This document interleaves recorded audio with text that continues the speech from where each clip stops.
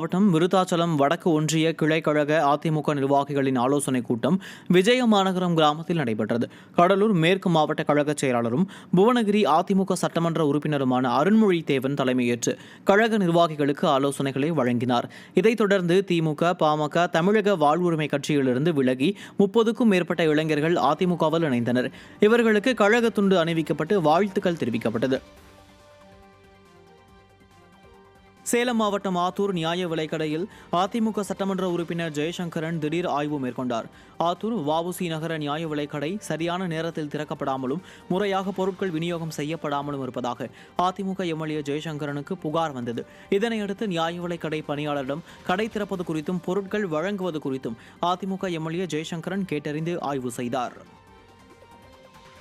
திருவள்ளூர் வடக்கு மாவட்ட அதிமுக சார்பில் ஆலோசனைக் கூட்டம் நடைபெற்றது. திருவள்ளூர் வடக்கு மாவட்ட கழக செயலாளரும் பொன்னேரி முன்னாள் சட்டமன்ற உறுப்பினருமான சிறுனியம் பலராமன் தலைமையில் மாவட்ட கழக அலுவலகத்தில் நடைபெற்ற ஆலோசனைக் கூட்டத்தில் கழக வளர்ச்சிப் பணிகள், இளைஞர் இளம்பெண்கள் பாசறை மாநாடு, பாலியல் வன்கொடுமைகளை தடுக்க தவறிய திமுக அரசை கண்டித்து கழக மாணவரணி சார்பில் வருகின்ற 18ஆம் தேதி சென்னை வள்ளுவர் கோட்டத்தில் ஆர்ப்பாட்டம் உள்ளிட்டவை தொடர்பாக ஆலோசிக்கப்பட்டது. இந்நிகழ்ச்சியில் முன்னாள் சட்டமன்ற உறுப்பினர் KS விஜயகுமார், இளைஞர் இளம்பெண்கள் பாசறை செயலாளர் C மகேந்திரன், மாவட்ட மாணவரணி செயலாளர் ராகேஷ் உள்ளிட்ட கழக நிர்வாகிகள் பலர் கலந்து கொண்டனர்.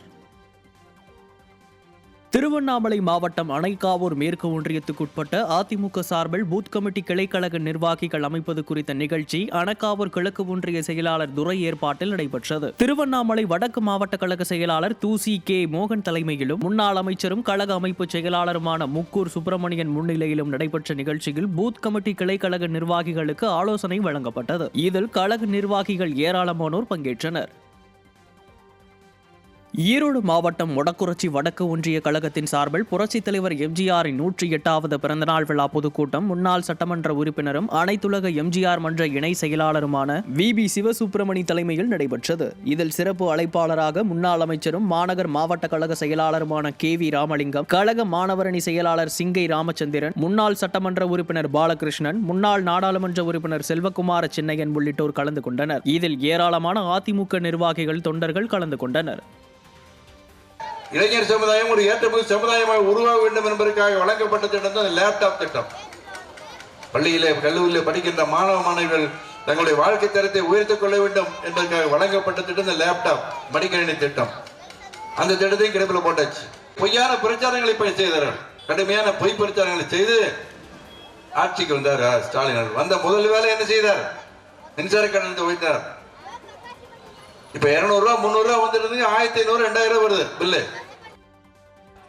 உதயநிதியா இருந்தாலும் சரி, ஸ்டாலினா இருந்தாலும் சரி, இங்க இருக்கும் திராவிட முன்னேற்ற கழகத்தை சேர்ந்த அமைச்சர்களா இருந்தாலும் சரி, கடந்த 100 நாட்கள்ல மட்டும் 63 பாலியல் வன்கொடுமை பெண்களுக்கு, மாணவிகளுக்கு, பள்ளியில் படிக்கும் மாணவர்களுக்கு, கல்லூரியில் படிக்கும் மாணவிகளுக்கு நடந்திருக்கு.